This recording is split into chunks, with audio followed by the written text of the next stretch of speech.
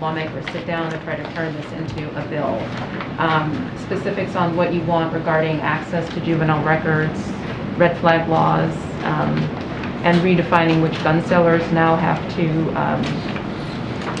do expanded background checks.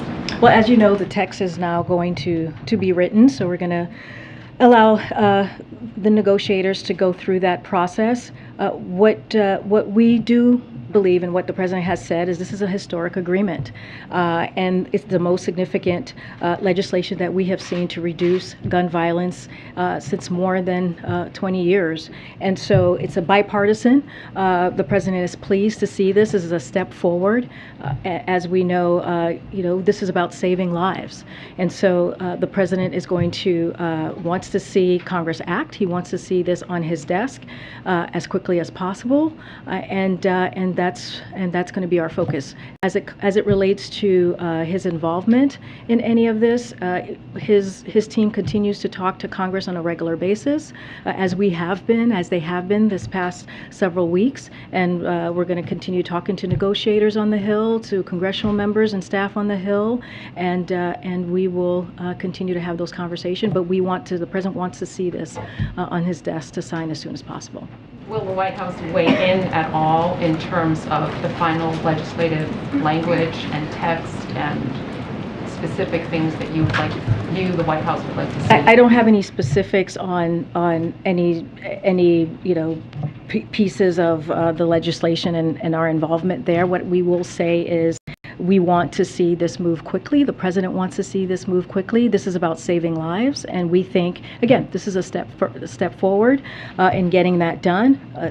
Legislating is, when you think about legislating, it's about negotiating. It's about getting to a place where both sides can come to an agreement, and this is a bipartisan handshake, a framework, as you all know, and we're pleased by that, and we want to get that done. One other question. Over the weekend, before the president left Los Angeles, he was asked whether he had decided to go to Saudi Arabia, and his answer was no, not yet.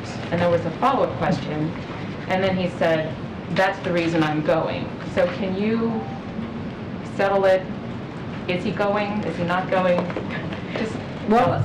I don't have anything to announce for you today, but let me just say this.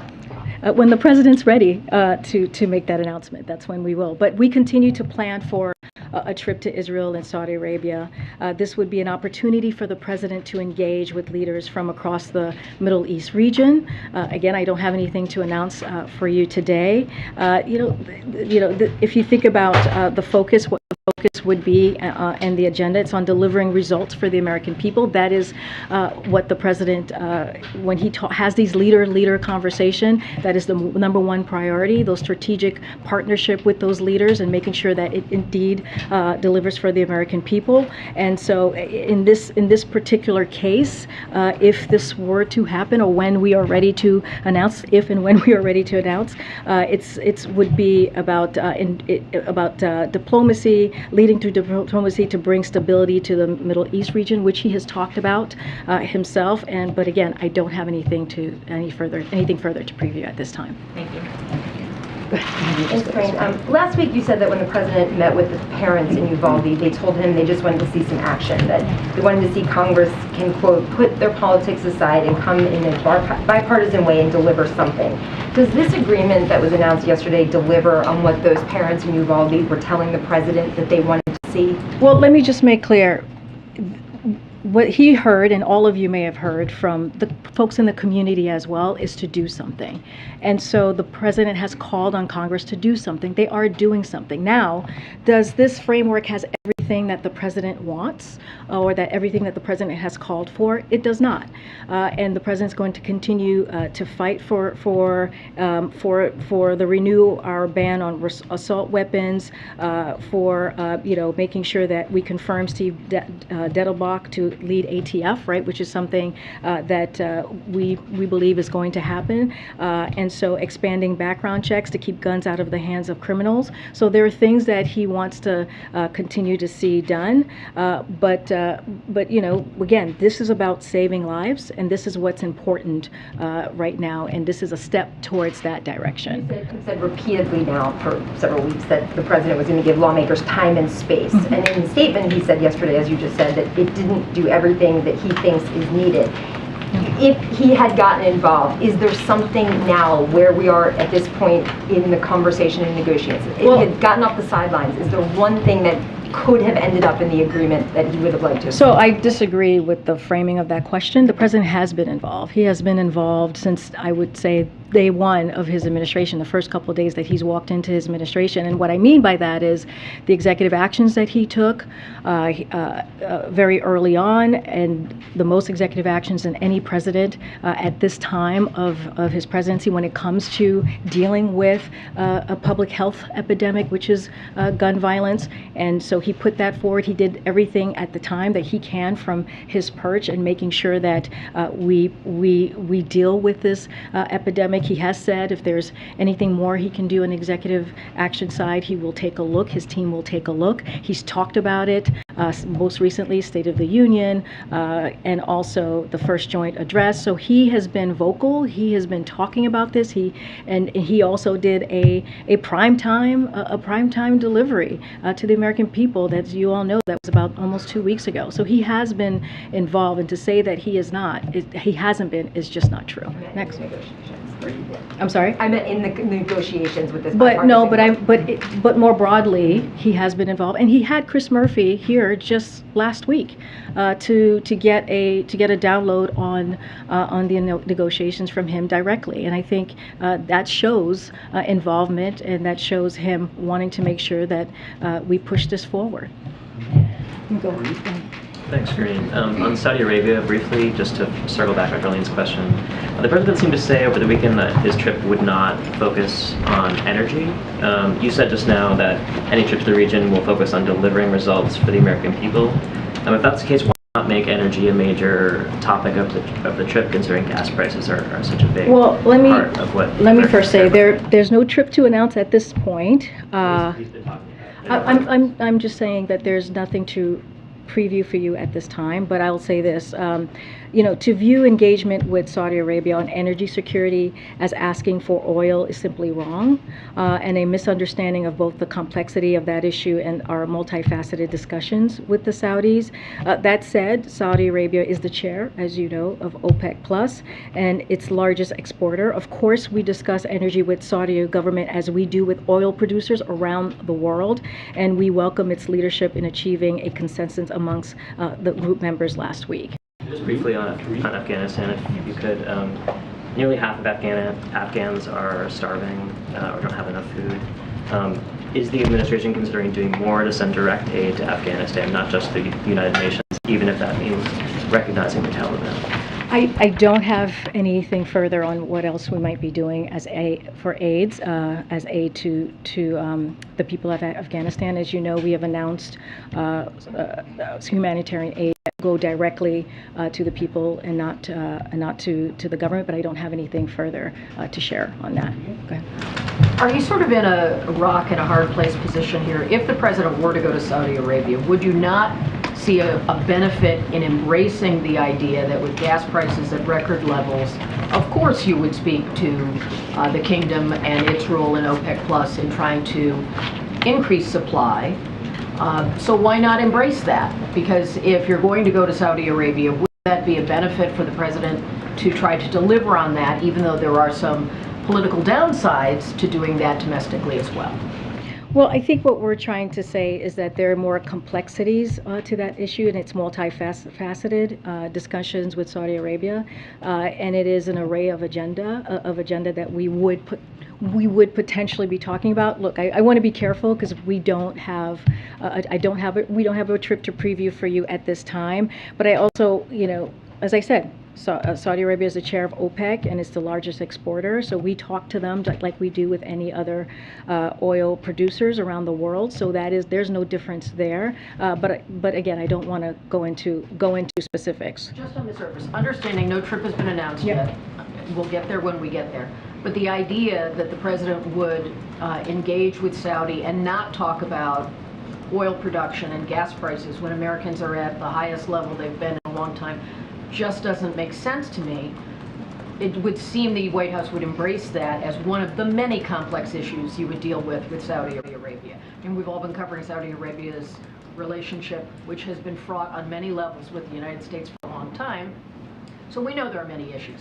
Yeah. But you're not avoiding saying he's going to be dealing Well, with... what I did say is, of course, he will be. They will discuss energy with the Saudi government. I think what I'm trying to say is to look at this trip as it being only about oil is not. It would be simply wrong to do that. So we just wanted to be very clear on that regard. Okay. Thanks, Karine. President Biden once bragged about the stock market hitting record after record after record on my watch. How about now? Meaning the stock market. All the gains from President Biden's time in office have been wiped out. So, as you know, we're watching closely. We know families are concerned about inflation in the stock market. That is something that the president is really aware of. And so, look, we face global challenges. We've talked about this. We're not the only country dealing with what we're seeing at the moment as it relates to inflation. You know, Putin's price hike, inflation, coming out of a once in a generation global pandemic. All of those things play a factor. And you know, but the way that we see this is the American people are well positioned to face these challenges because of the economic historic gains that we have made under this president in the last 16 months. Okay, so as you say that Americans are well positioned to weather this stock market decline, what is the president's message to somebody who might want to retire, but their 401k is getting wiped out? So we know that higher prices are having a real effect on people's lives. We get that. And we are incredibly focused on doing everything that we can to make sure that the economy is working for every American people. But we are coming out of the strongest job market in American history, and that matters. And that a lot of that is thanks to the American Rescue Plan, which only Democrats voted for that. Republicans did not, and it led to this economic boom, this historic economic boom that we're seeing Didn't it with also jobs. lead to historic inflation? No, that is No? not. That is not how we're seeing the American Rescue Plan.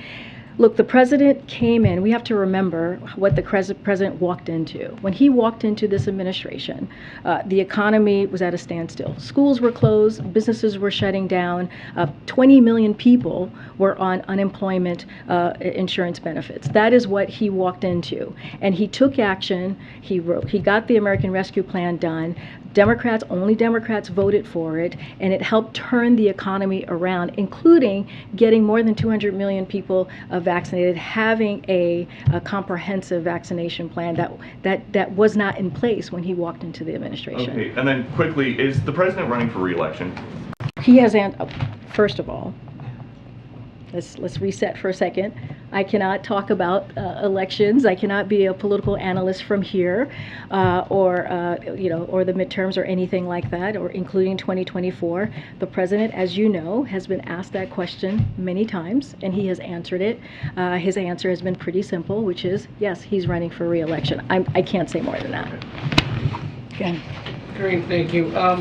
Back on the discussions about the gun framework, you said he spoke with Senator Murphy. You say negotiators continue to talk to people here at the White House. Has the president himself spoken with any other Republicans engaged in the negotiations? I hear the question. I don't have any calls to preview or read out to you at this time. Did he? I know he was flying this morning during the latest January 6th hearing, but has he had a chance to go back and watch any of it, or is somebody keeping him updated on developments? What does he make of it all? As you know, the president's very busy today, so he won't be catching it blow by blow, but he'll get updates from his staff. You know who's been giving him the updates? I don't have a person to share with who's being giving an update. And has he been briefed on the arrests of the 31 men found inside a U-Haul truck near a Pride event in Idaho? Yes, he's been briefed. Thank you. No? Okay. All right. Well, move on then. I wanted to switch gears to Brexit for a moment. Britain, Boris Johnson's party published today plans to override some of the post-Brexit trade rules for Northern Ireland. I know Blinken told Foreign Secretary Truss that to continue good faith negotiations with the EU to reach a solution that preserves the Belfast Good Friday Agreement. But I know that Boris Johnson characterized the changes as relatively trivial, and I wanted to know if the White House agreed with that. So the U.S. priority remains protecting the gains of the Belfast Good Friday Agreement and preserving peace, stability, and prosperity for the people of Northern Ireland. We have welcomed the provisions in the EU-UK Trade and Cooperation Agreement and the Northern Ireland Protocol as a way to manage the practical challenges of preserving distinct EU and UK markets while preventing the return of customs infrastructure on the land border. We recognize there have been challenges over the implementation of the Northern Ireland Protocol. We urge the UK and the EU to return to talks to resolve these differences. We support a strong and close EU-UK partnership. Transatlantic peace, security, and prosperity are best served by a strong UK, a strong EU, and the closest possible relationship between the two. Thank you. And if I could just follow up quickly, will this become an impediment to the U.S.-UK trade dialogue talks in Boston, or a potential future U.S.-UK trade deal? No, I don't believe it will be. Go ahead. Just back on the Saudi issue for a second. Does President Biden believe that Crown Prince Mohammed bin Salman was responsible for Jamal Khashoggi's I mean, we've spoken to this before. I think he was asked this question directly recently last week. Look, the president is focused on getting things done for the American people. That is engagement, leader-to-leader engagement around the world. He takes that very seriously, and he takes delivering for the American people very seriously. If he determines that the interest of the United States to engage with a foreign leader and that such an engagement can deliver results, then he'll do so. And so, as you have heard us say, Saudi Arabia has been a partner to the United States for more than 80 years, an important partner on a host of initiatives that we are working on both in the region and around the world. On the question that I asked, though, does he believe that NBS was responsible for Khashoggi's death? So we issued when the president came into office. The murder of Jamal Khashoggi was something that we and so many others around the world took very, very seriously. He issued an extensive report on Khashoggi's murder, and we instituted the so-called Khashoggi ban to make sure that any country that seeks to use tools of repression against people abroad who criticize their government will pay a price.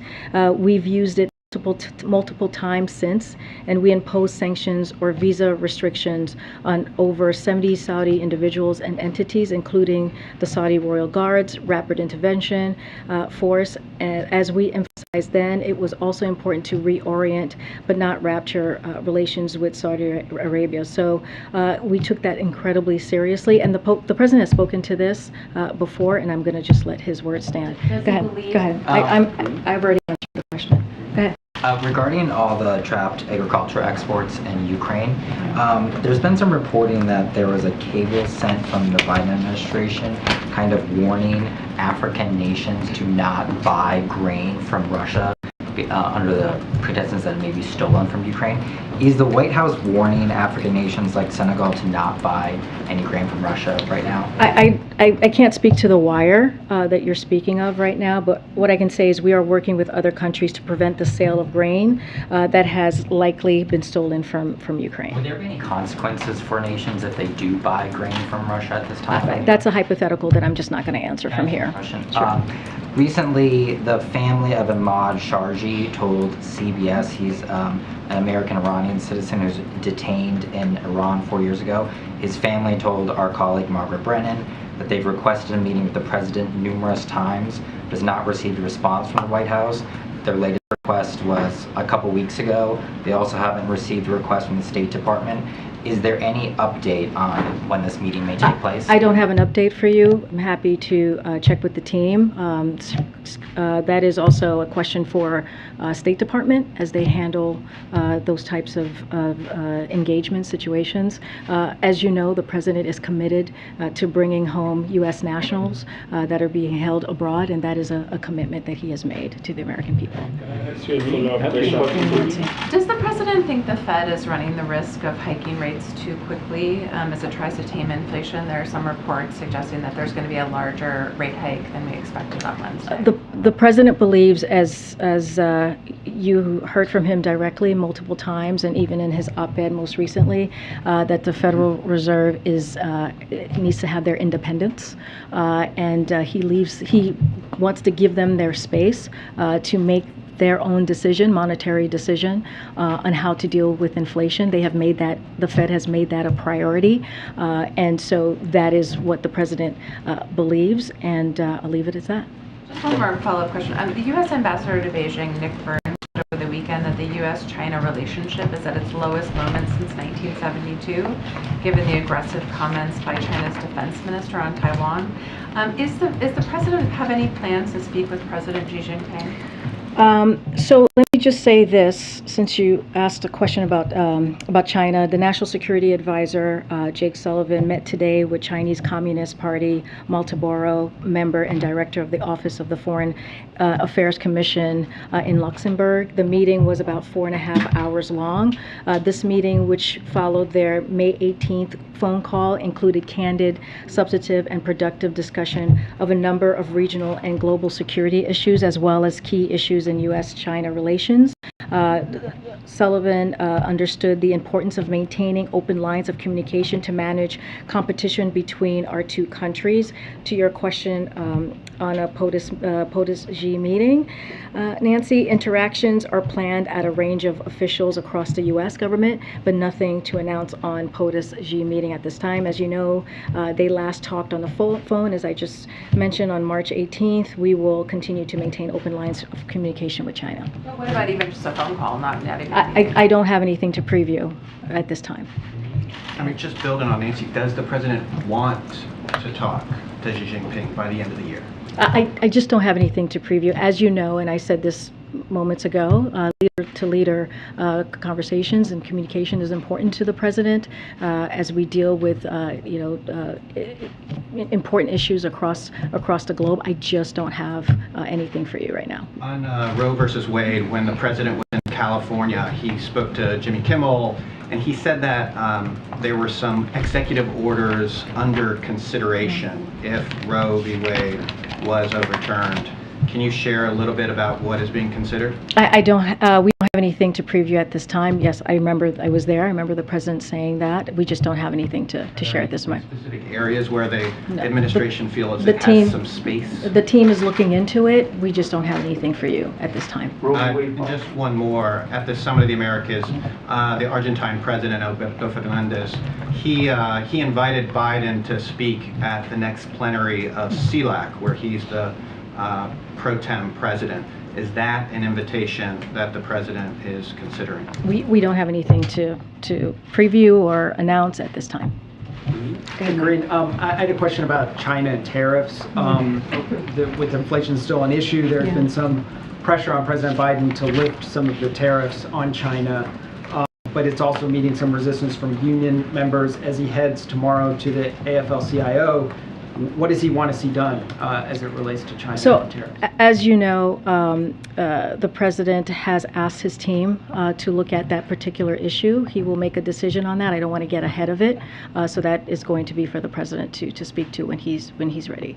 And what's the time frame? I don't have a time frame. And just to follow up on MBS, I heard you mention the report, but does the President believe that MBS is responsible for Khashoggi's death? I didn't hear you sort of engage with that part of the question. I mean, the President has talked about that. I've been asked about comments that he's made during the campaign. He stands by those comments. what I'm trying to say is that, the president said this last week. He's not going to change his view on human rights, and he'll be quoting him right now. But as president of the United States, my job is to bring peace if I can, and that's what I'm going to try to do. And that's how he answered the question when he was. Generalized statement. I mean, this is a very specific question about what he believes. Look, we put measures in place. We put out a report last year on that particular, the serious nature of what happened, and we take that very, very seriously. The president has spoken to it himself, and I'm going to leave his words as he has said himself. Leave his words stand. Okay. I want to follow first on the Chinese goods and tariffs question. How quickly does the White House anticipate it would take for Americans to feel the effects on the price of goods if it lifts tariffs on some of these products? The president hasn't made a decision on that, so that's a hypothetical that I actually can't answer. Does the White House feel that it would have a significant effect on inflation? Again, I mean, that is a decision that is going to be put together and by his team, and the president's going to make a decision. That's a hypothetical I literally cannot answer. And one last thing on the January 6th hearings. Based on the evidence that lawmakers have presented so far, does the president believe that Attorney General Merrick Garland should prosecute former President Donald Trump? Look, the president has said this before in voicing his support for the vital work of the bipartisan January 6th Select Committee. And as Kevin McCarthy said just days after the attack, we cannot sweep this under the rug. We agree all Americans should watch and remember the horrors of one of the darkest days in our history. But this is up to the Department of Justice. This is the Department of Justice, and the president has been very clear. Department of Justice is independent. The president chose Attorney General Garland because of his loyalty to the law and our Constitution, and to restore the independence and integrity of the Justice Department. And that's exactly what the Attorney General is doing. So we leave it up to the Department of Justice. Okay. Has the president spoken to Senator Schumer since the agreement on guns was reached? I don't have a call to read out for you. And on the arrests in Idaho over the weekend, what was the president's reaction when he was briefed? And what, if anything, has the administration done in response? So that's still under investigation. I can't speak to that from here. Go to some people I haven't gone to. No one up here. Okay. Go ahead. Thanks, Karine. A question on gas prices. They hit an average of over $5 this weekend. So I was wondering, is the administration reconsidering the idea of a federal gas tax holiday, and what other things are you guys thinking about around the table? So, don't have anything new for you. We don't have anything new for you to announce on gas prices or the gas tax. But as you know, gas prices are up nearly $2, and that has been the case per gallon. That has been the case since Putin started to threaten the borders of Ukraine with the troop enforcement at the border. The U.S. is on track to produce a record amount of oil next year. We are releasing a record 1 million barrels of oil per day from the Strategic Petroleum Reserve that has been for 6 months. We've rallied our partners to join us, releasing an additional 240 million barrels of oil, and that has been because of the president's leadership. We've also expanded access to E15, which will lower prices for thousands of gasoline stations, including families in the Middle East. So that was an important move. And as I mentioned before, we welcome the production increase announced by OPEC Plus to increase global supply. And if the president had not taken these actions, we would not have been able to blunt what we're seeing now, the prices. It would have been even worse. But as far as anything new to share, we don't have anything new to share on that. The president expressed some real frustration with Exxon last week. Is he reaching out to these CEOs? Is there talk about having a meeting with them? Is there anything like that on the table? So in just the first 3 months of this year, just to give you a little bit of why the president made those comments. Last week, Exxon made $8.8 billion in profits. That's triple what they made during the same time last year, and the most they've made in nearly a decade. Those record profits aren't because they produced more oil. In fact, Exxon produced less oil this quarter than any quarter since 1999. Oil companies making their largest profits in years have a choice to put money into producing and refining oil, or to put it into the pockets of wealthy shareholders while American families suffer at the pump. Exxon made that choice. They made the choice this quarter. Exxon announced that it is tripling its buybacks to $30 billion. So look, we're on track, as I just mentioned, to reach record levels of production next year, but oil companies also need to do their part as well. And that's why the president was very, very clear about what he said last week. Okay. Thank you, Karine. A couple of questions, please. Sure. So, as the Ukraine war drags on and the food crisis, the resulting food crisis is clearly not going away, it's actually getting worse, there seems to be pressure growing in Europe from some of the US allies to get Ukraine to a point where they're going to make some kind of deal with the Russians, or at least some sort of ceasefire, anything, primarily for the food situation. So ahead of the president's trip to Europe this month, would you say his emphasis remains on helping Ukraine fight, or is it starting to shift into a place where the U.S. is going to be asking Ukraine to find a way to stop them? Well, I mean, the president's been very clear, nothing about Ukraine without Ukraine, right? I mean, he's been very clear about that. He wrote an op-ed in the New York Times reiterating those comments.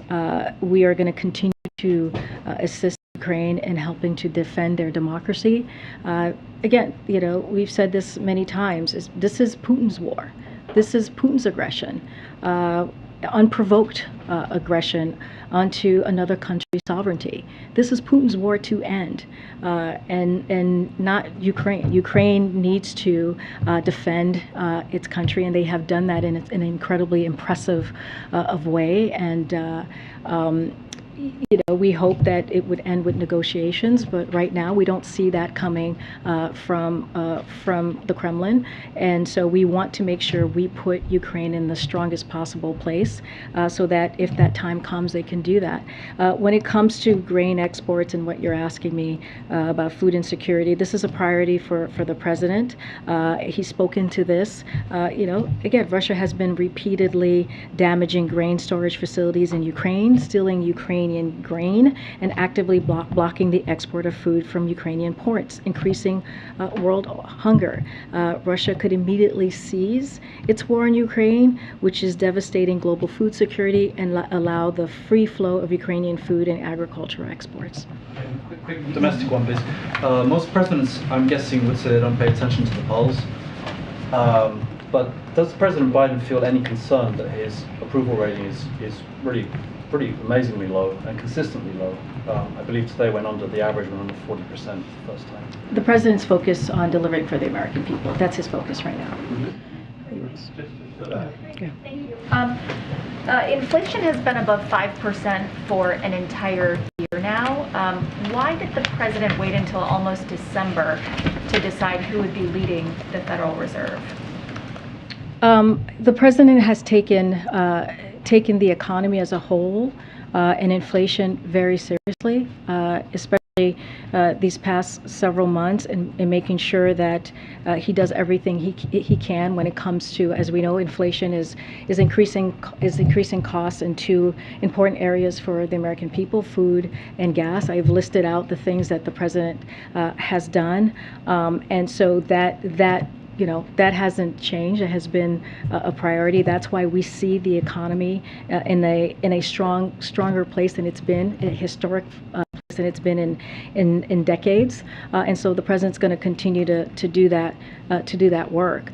We do have a Federal Reserve, the chair and others in place. We're going to leave that and make sure that they're independent. Leave the work to them. They have the strongest tools in dealing with inflation. They have made this a priority, and so we're going to leave it to them. All right, go ahead. I'm going to move on. Go ahead.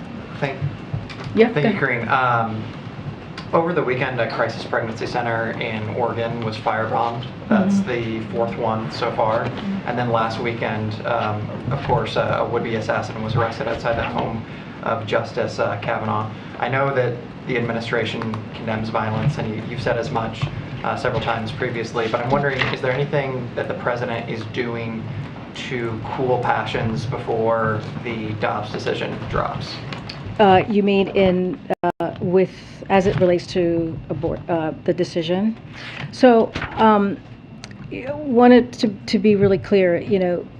The Department of Justice, as it relates to Kavanaugh, has U.S. Marshals providing support to the Supreme Court Marshal, and the President supports legislation to fund increased security for court and judges. And it is now been reported that the Marshals, our administration assigned to help protect judges, were instrumental in the person not accomplishing the horrible deed he set out to do. This is the threat that we saw against Kavanaugh, and so we have taken this very seriously. Like you said, we have condemned it. The president has, and we will continue to do so. Any intimidation or threats against judges is something that we take very seriously. And so, one of the reasons the act did not happen last week was because the Department of DOJ took that very seriously from the beginning when we were hearing the threats and the intimidation, and put U.S. Marshals there. With regard to some of the arson that we've been seeing around the country? Well, that's something clearly the DOJ is looking into, and they've taken that very seriously. We have seen an uptick of that type of arson and bombing and or attempt to bomb, as we saw just recently over the weekend. And so, again, that's for the DOJ is taking that very seriously, and they're going to continue to do so. One quick follow-up. Bless you, Chris. Jen was asked about some of these protests that were occurring outside of Supreme Court justices' homes, and she reiterated that the administration wants them to remain peaceful. But does the president believe that there should be any type of protesters picketing outside of judges' homes when there's a case pending before them? So, we have not weighed in on where people should or should not protest. We have said that all Americans have the right to peacefully protest, whatever their point of view, but that attempts at intimidation and violence are totally unacceptable, and that they need to be condemned at any time they happen, regardless of who does it. Thank you, Karine. Follow-up question? Yeah, thank you. The president signed the bipartisan infrastructure bill on November 15th last year for supply chains. Time's not up yet. Your time is up, Ed. Your time is up. We heard at that point that wait till next year, and then the supply chains will start to work themselves out. Well, it's June, 7 months later, and we're still waiting for supply chains to work themselves out. So what's happening? So let me just say that we're funding major new initiatives on the docks and on dock rail systems, the Port of Long Beach to move goods more quickly. So we're making those investments right now. An example that I want to give, because the president was just at a port in Los Angeles, as you know, the Port of Los Angeles to be specific, and announced May cargo volumes. There he announced that May cargo volumes landed at approximately 970,000 container units, the third best month in ports in 115-year history. The port set a new record, averaging 12,000 units loaded off and back on each vessel, and half-shelved availability is at 89%, just a tick below pre-pandemic. So we have seen the investments are out there, and we have seen some improvements. Well, when's the relief coming? Because when he signed it, inflation was 6.8%. It's now 8.6%. So when's that relief coming? Look, we're going to continue to expand capacity of our ports, and that's going to be thanks to the bipartisan infrastructure law. So we're seeing investments now. I just gave an example of how we saw an uptick in container units, which is very important as we're talking about supply chain and what the bipartisan infrastructure law has been able to do, and we think we'll continue to see that. Can I ask you a question? Thank you, Karine. Well, I was calling him, and then we can. Can I ask you a question? Thanks, Karine. Yeah, so there's a coalition of civil rights groups that have been calling for President Biden to sign an executive order that would do essentially what H.R. 40 is, which is create a commission to study enslavement in the United States and consider reparations. They've renewed these calls in the aftermath of the Buffalo shooting, saying that this is a symptom of the U.S. Their inability, their failure to respond reparatively respond to this issue. I talked to members of the Congressional Black Caucus, including Congresswoman Sheila Jackson-Lee. They are in support of President Biden signing this order, given the inability to get H.R. 40 passed in Congress in this session and probably not in the next session. I know you were asked about reparations previously earlier this month in relation to the California Reparations Task Force, that President Biden's position has not changed on this. However, considering the fact that President Biden did sign an executive order that created a commission to study reforming the Supreme Court, would he sign an executive order to create a commission for reparations? Look, again, the president's position has not changed on this. You know, we've been asked this question many times. I haven't checked in with him on this new kind of new ask from congressional members because as it's connected to Buffalo, but the president's position just hasn't changed. I don't have anything more for you to share on that. Follow-up question, Roe v. Wade. Karine, can I Go ahead, you can go. Sorry, I accidentally. That's okay. So Yeah. President Zelensky has been pressing for a quick Ukraine submission into the European Union. Does the President Biden support granting Ukraine accelerated path to the EU? Well, that's not up to us. We're not part of the EU, the European Union. That is something that the members have to decide. We're not going to inject ourselves in something that we just don't belong to.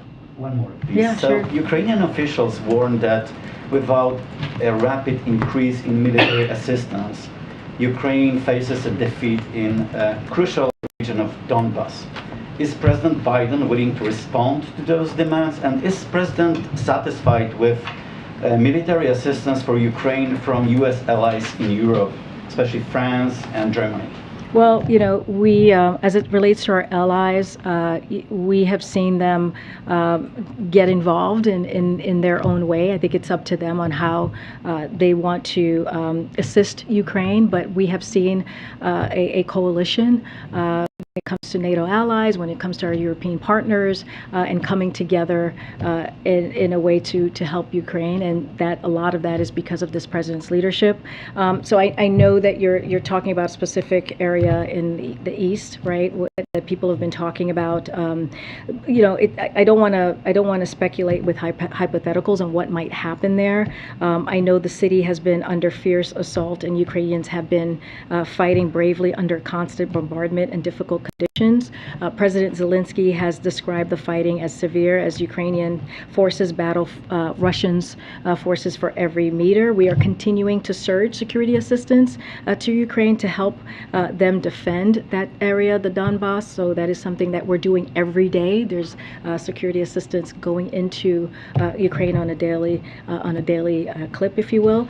Secretary Austin will be in Europe this week, holding the next round of meetings of the Ukraine Contact Group, where he will host ministers of defense and chiefs of defense from dozens of countries and ask them to continue to provide weapons and equipment as well. So that also answers your question about getting others to get involved. Hold on. Oh, we're done?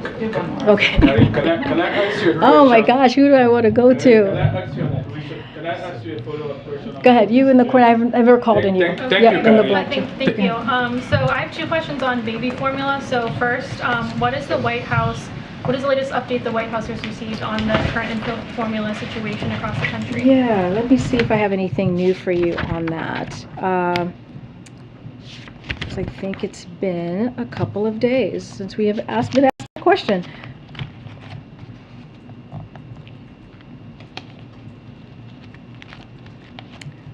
Okay. I don't have anything new. I know we made some announcements last week. I just don't have them in front of me. But if you want to come back and we'll talk through the things that we have been able to do in the past, the most recent activities that we've done. And the second question, so House Appropriations Chairwoman Rosa DeLauro sent a letter to the HHS Inspector General asking the FDA asking the Inspector General to investigate the FDA's recent policy to use enforcement discretion for certain importation of infant formula. So, but she expressed concerns that the rapid pace that they're making these approval decisions with only 9 full-time staff members. So is the President confident that the FDA is being able to make these decisions to make sure infant formula that is being imported is safe and... So first, I haven't seen the letter, so that's number one, so can't really speak to the letter. If you're asking me if the president has confidence in the FDA, he does. Okay. Thanks, everybody. Karine, do you still allow African questions in this briefing room? Do you deliberately skip some?